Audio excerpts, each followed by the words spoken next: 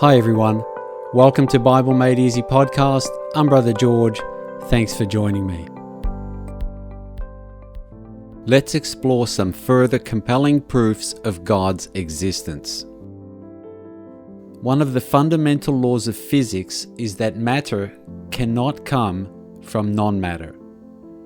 Anything that is formed must be formed from materials that were already in existence. In other words, you can't make something from nothing.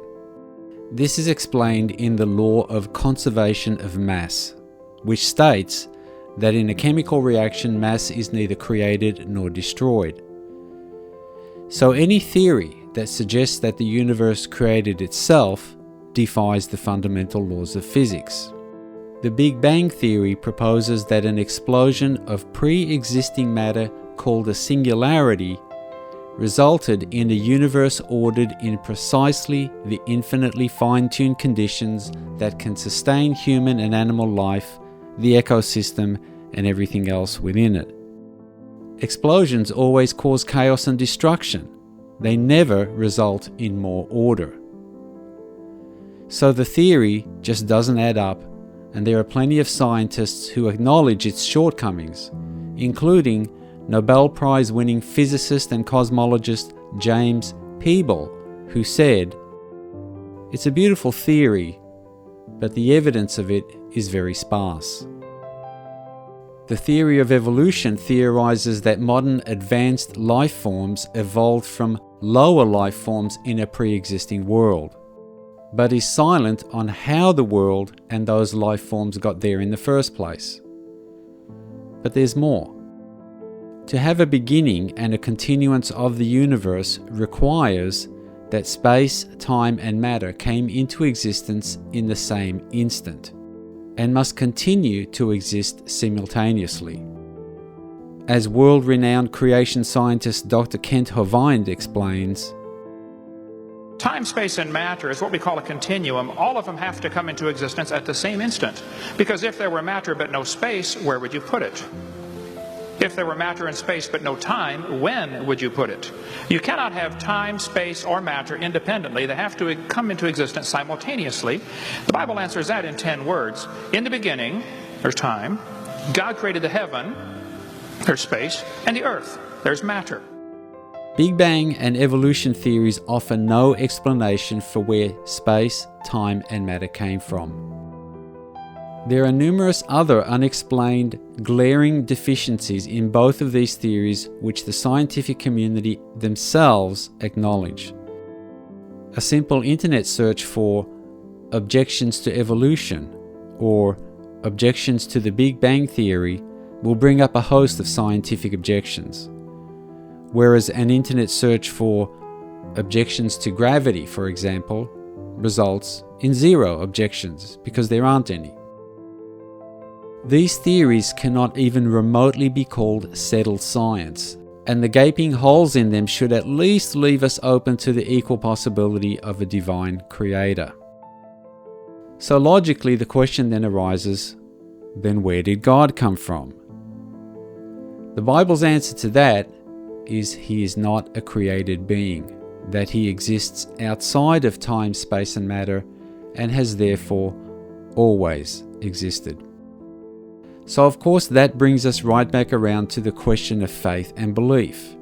Either you believe that time, space, and matter spontaneously arose from nothing, or somehow always existed and ordered itself into today's universe, or you believe that God always existed and instantaneously created an ordered universe containing space, time, and matter. Both of these ideas are incomprehensible to the human mind, but we have to choose one of them. So why choose divine creation? The fact that the universe is so finely tuned as to be in the precise condition that it perpetually sustains its order and the life within it strongly suggests that there must have been a designer behind it. It just makes sense. It seems highly improbable that it all just came together so perfectly by itself. Romans 1:20 makes this very claim. For the invisible things of him from the creation of the world are clearly seen, being understood by the things that are made, even his eternal power and Godhead, so that they are without excuse. In other words, the infinitely fine-tuned, magnificent and beautiful universe we inhabit is the greatest proof of God's existence. Of course, some people will say, well, we can't see God, so he can't exist. That's a weak counter-argument because no one has seen the Big Bang or evolution occur either. And just because you can't see something doesn't mean it doesn't exist. There are many things we can't see which do exist. Here are a few. Energy, gravity, magnetism, electricity, radio waves, Wi-Fi, wind, air and oxygen, sound, heat and cold, feelings and emotions, thoughts. Some of these unseen things were not known of for most of human history, but they were discovered and we're aware of them now.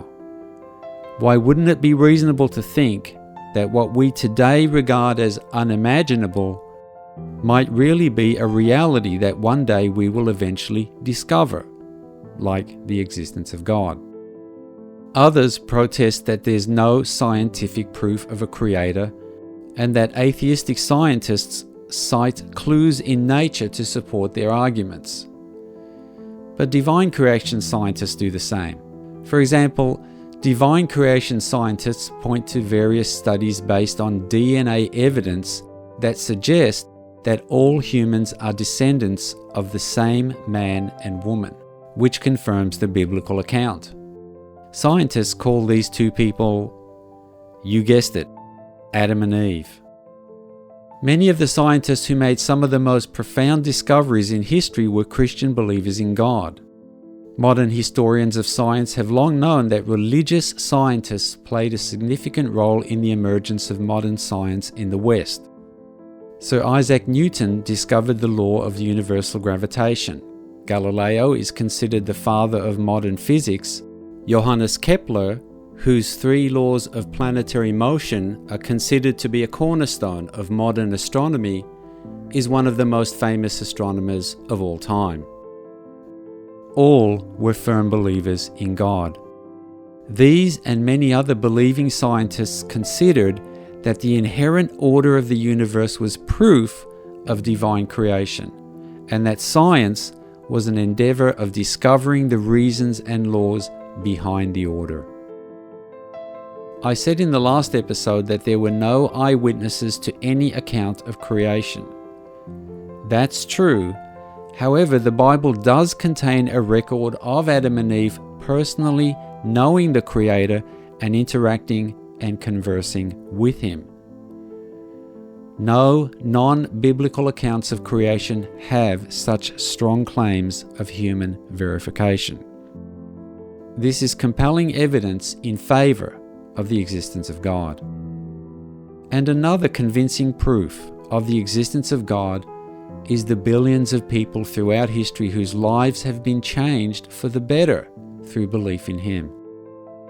My own experience seeing many people delivered from lives of selfishness, greed, depression, addiction, violence, and other destructive attitudes and lifestyles who are now living lives of generosity, service, peacefulness, and love have helped convince me that God lives and is at work in transforming lives for the better. By comparison, I've heard very few, if any, testimonies of similar miraculous life transformations upon embracing atheism. Have you? So, those are some pretty strong reasons to believe in God, especially in God as He's described in the Bible. The idea of an intelligent divine creator is far more logical and reasonable than creation by accident.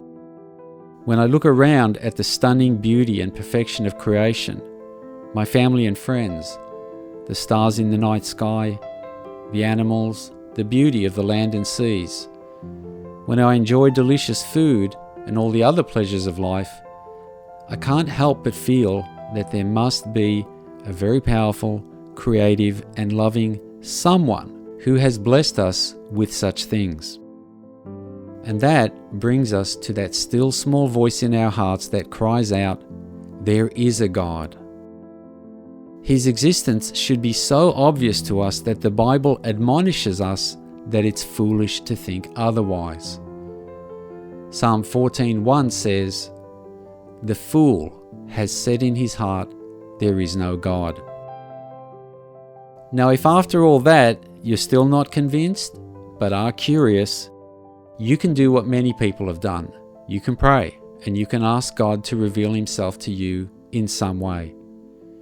If you're sincerely seeking, He'll open your eyes and show you His truth somehow, because He loves you and wants to shower you with all the many blessings that come with having a relationship with Him.